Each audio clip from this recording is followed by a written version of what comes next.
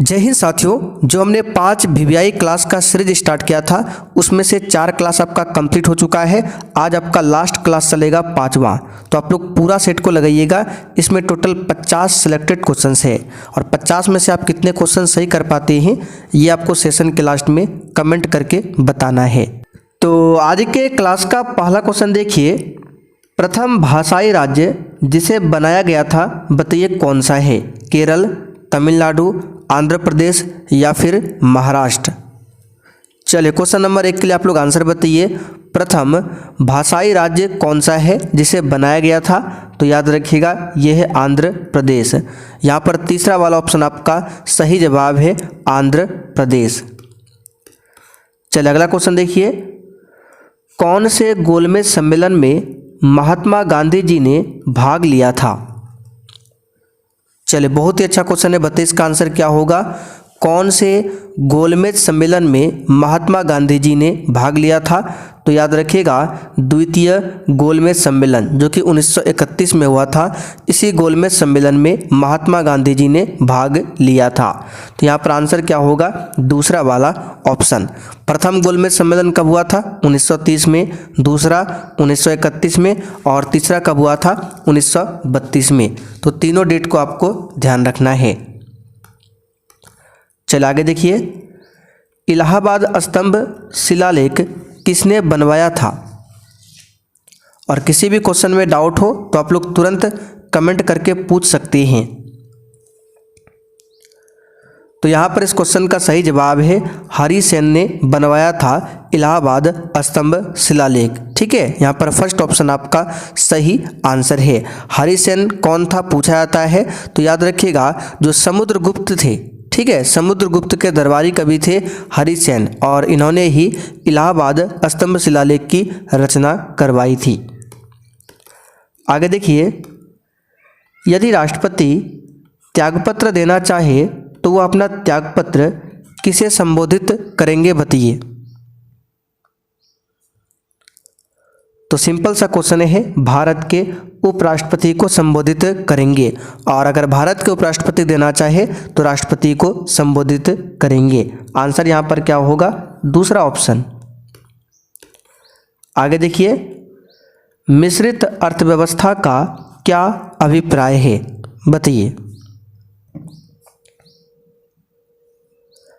तो साथियों मिश्रित अर्थव्यवस्था का अभिप्राय है सरकारी एवं निजी क्षेत्रों का सह अस्तित्व। यहाँ पर दूसरा ऑप्शन आपका सही है। चलिए आगे देखते हैं, किसने स्वायत्त निवेश को प्रेरित निवेश से पृथक किया था? यानी कि किसने स्वायत्त निवेश को प्रेरित निवेश से अलग किया था आपको बताना है।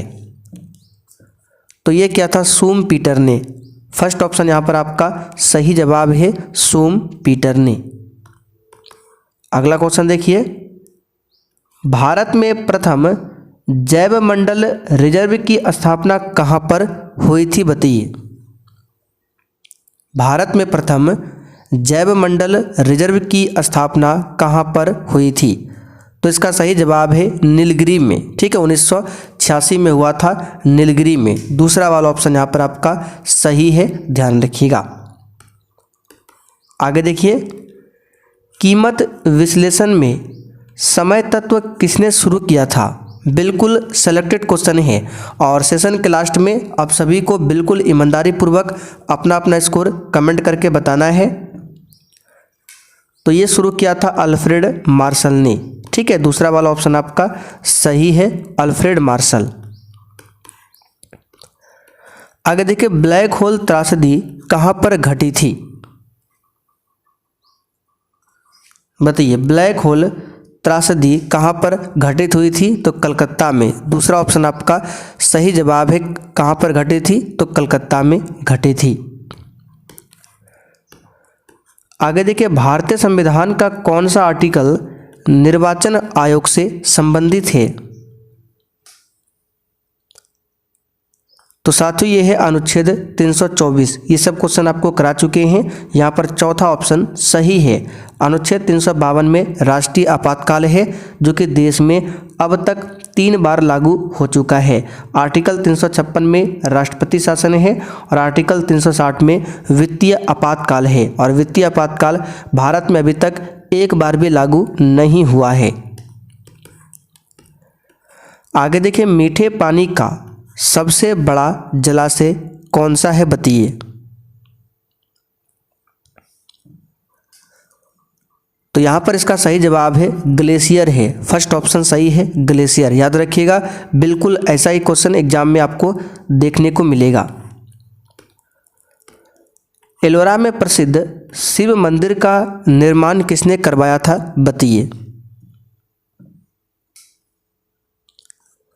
ये करवाया था राष्ट्रकूट शासक कृष्ण प्रथम ने। फर्स्ट ऑप्शन यहाँ पर आपका सही है, राष्ट्रकूट शासक कृष्ण प्रथम ने। आगे देखिए, निम्नलिखित में से कौन सी नदी हिमालय के पार से निकलती है, बताइए। तो इसका सही जवाब है सिंधु नदी। ये हिमालय के पार से निकलती है। दूसरा वाला ऑप्शन यहाँ पर आपका सही है, ध्यान रखिएगा, ठीक है। और सिंधु नदी कहाँ से निकलती है, तो मानसरोवर झील के निकट से निकलती है सिंधु नदी। यहाँ पर दूसरा ऑप्शन आपका राइट है। चलिए अगला क्वेश्चन देखिए, दीवान एक कोही के रूप में विख्यात कृषि विभाग किसके द्वारा बनाया गया था। यह क्वेश्चन एग्जाम में पूछा जा चुका है।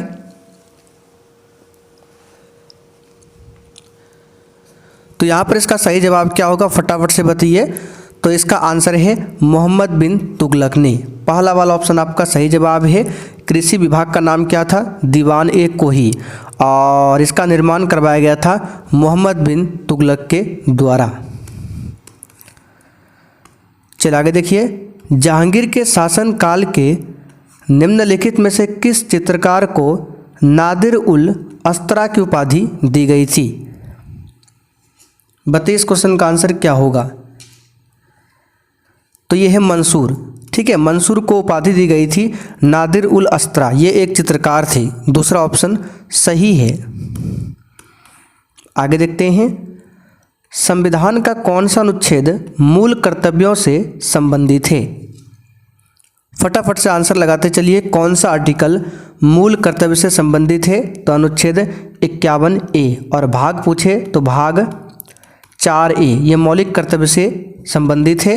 मौलिक कर्तव्य को रूस देश के संविधान से लिया गया है। आगे देखिए, भारत के संविधान की 7वीं अनुसूची किससे संबंधित है, बताइए। 7वीं अनुसूची बताइए किससे संबंधित है।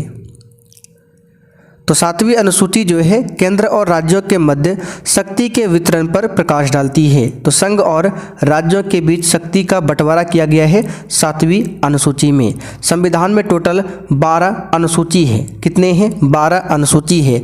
मूल संविधान में 8 अनुसूचियाँ थी, वर्तमान में अब 12 अनुसूची है, ठीक है। आगे देखिए, निम्नलिखित में से किसका संबंध उच्चतम न्यायालय यानी सुप्रीम कोर्ट की सलाहकार अधिकारिता से है।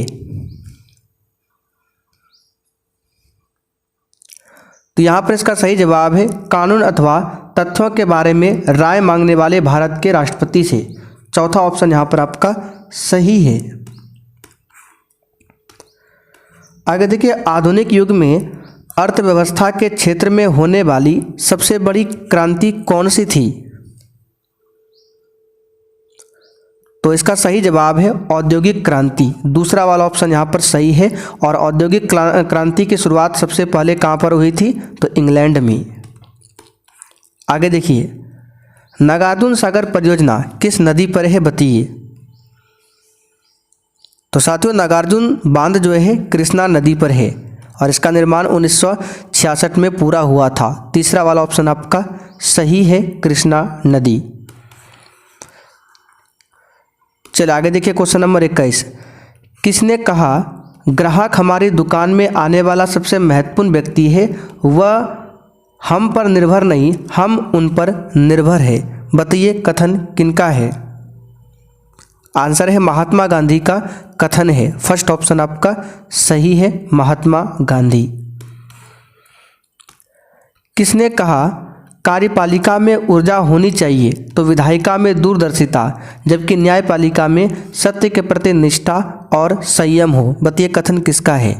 बहुत ही शानदार ये कथन है। तो ये है अलेक्जेंडर हैमिल्टन का। दूसरा वाला ऑप्शन आपका राइट है। भारत के उच्चतम न्यायालय यानी सुप्रीम कोर्ट द्वारा दिए गए निर्णय पर बाध्यकारी है। चलिए बताइए इस क्वेश्चन का आंसर क्या होगा? तो इसका सही जवाब है भारत के सभी न्यायालयों पर। चौथा ऑप्शन यहाँ पर आपका राइट है। आर्टिकल 141 प्रावधान करता है कि सर्वोच्च न्यायालय द्वारा घोषित कानून भारत के क्षेत्र के भीतर सभी न्यायालयों के लिए बाध्यकारी होगा। यानी सुप्रीम कोर्ट जो कानून बनाएगा उसे हर उच्च न्यायालय को मानना पड़ेगा। यह आर्टिकल 141 में बताया गया है। आगे देखिए, इल्तुतमिश के शासनकाल के दौरान विशेष गुलामों को सैन्य सेवा के लिए खरीदा जाता था, जिन्हें डैश के नाम से जाना जाता था। 32 क्वेश्चन का आंसर क्या होगा 24 के लिए? अच्छा क्वेश्चन है। तो इसे बंदगान के नाम से जाना जाता था। ठीक है, बंदगान के नाम से। 1857 के विद्रोह के बाद ब्रिटिश सरकार द्वारा भारत में निम्नलिखित में से कौन सा परिवर्तन नहीं किया गया था? तो ब्रिटिश सेना में भारतीय सैनिकों की संख्या बढ़ाई गई। ये परिवर्तन नहीं किया गया था 1857 के विद्रोह के बाद। दूसरा ऑप्शन यहाँ पर आपका सही है। किस अनुच्छेद के तहत भारत के प्रत्येक नागरिक को स्वास्थ्य का अधिकार दिया गया है? बताइए। अच्छा क्वेश्चन है, फटाफट से आंसर लगाते चलिए। तो ये गया है अनुच्छेद 21 के तहत। ठीक है, चौथा वाला ऑप्शन यहाँ पर आपका राइट है। संविधान का जो अनुच्छेद 21 है प्रत्येक नागरिक को जीवन और व्यक्तिगत स्वतंत्रता की सुरक्षा की गारंटी देता है। आंसर होगा चौथा ऑप्शन। आगे देखिए, निम्नलिखित में से कौन सी नदी हिमालय अपवाह तंत्र का हिस्सा नहीं है? तो ये है गोदावरी नदी। ये दक्षिण भारत में है, इसलिए ये हिमालय अपवाह तंत्र का हिस्सा नहीं है। ठीक है, गोदावरी नदी को दक्षिण भारत, ठीक है, दक्षिणी गंगा के नाम से जाना जाता है और इसे वृद्ध गंगा भी बोला जाता है। धार्मिक ग्रंथ त्रिपिटक किस धर्म से संबंधित है? बताइए। तो बौद्ध धर्म से संबंधित है त्रिपिटक। इसमें सुत्त पिटक, विनय पिटक और अभिधम्म पिटक शामिल है। आगे देखिए, निम्नलिखित में से कौन से स्तंभ शैल कर्तित स्तंभों को दर्शाते हैं? तो यह है मौर्य स्तंभ। तीसरा ऑप्शन यहाँ पर आपका सही है। भारत में सबसे बड़ा अपीलीय न्यायालय कौन सा है? बताइए। सिंपल सा क्वेश्चन है, सर्वोच्च न्यायालय है यानी उच्चतम न्यायालय। आगे देखिए, किस शिक्षा आयोग ने यह तर्क दिया था कि यूरोपीय शिक्षा से भारतीयों के नैतिक चरित्र का उत्थान होगा? बताइए किस शिक्षा आयोग ने यह तर्क दिया था? तो यह दिया था वुड का नीति पत्र, जिसको वुड्स डिस्पैच के नाम से जाना जाता है। तीसरा वाला ऑप्शन सही है। चलिए आगे बढ़ते, क्वेश्चन नंबर देखिए 32। भारत की भौतिक विशिष्टताओं के संदर्भ में कायल क्या होता है? बताइए। तो यहाँ पर इस क्वेश्चन का आंसर क्या होगा? अप्रवाही जल। तीसरा ऑप्शन यहाँ पर आपका राइट है। आगे देखिए, फ्लोरीन निम्नलिखित में से किसका अपर रूप है? बताइए। तो ये किसका अपर रूप है? तो ये जो है कार्बन का अपर रूप है। चौथा ऑप्शन सही है, कार्बन। ठीक है, आगे देखते हैं क्वेश्चन नंबर 34। किसी पिंड का वजन पृथ्वी के केंद्र में कितना होता है? तो पृथ्वी के केंद्र में किसी भी पिंड का वजन जो है ये होता है 0। केंद्र पर किसी भी पिंड का वजन क्या होगा? 0 होगा, ध्यान रखिएगा। जीन के जिस समूह की क्रिया को डीएनए साइट से समन्वित किया जाता है उसे क्या कहते हैं? तो उसे ओपेरॉन बोला जाता है। क्या बोला जाता है? ओपेरॉन। फर्स्ट ऑप्शन सही है। निम्नलिखित ग्रंथियों में से कौन सी ग्रंथि को मानव शरीर की मास्टर ग्रंथि कहते हैं? बताइए कौन सी ग्रंथि को मास्टर ग्रंथि बोला जाता है? तो यह है पीयूष ग्रंथि यानी पिट्यूटरी ग्रंथि। चौथा ऑप्शन सही है, ये मस्तिष्क में होता है।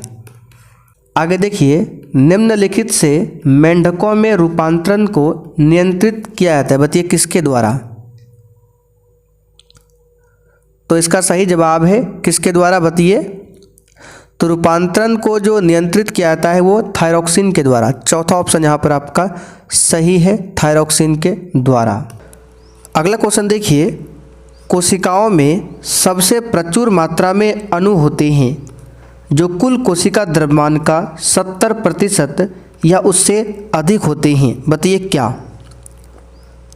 कौन सा अणु होता है? तो याद रखिएगा वो होता है पानी। ठीक है, 70% या उससे भी अधिक होता है पानी। यहाँ पर चौथा वाला ऑप्शन आपका सही है।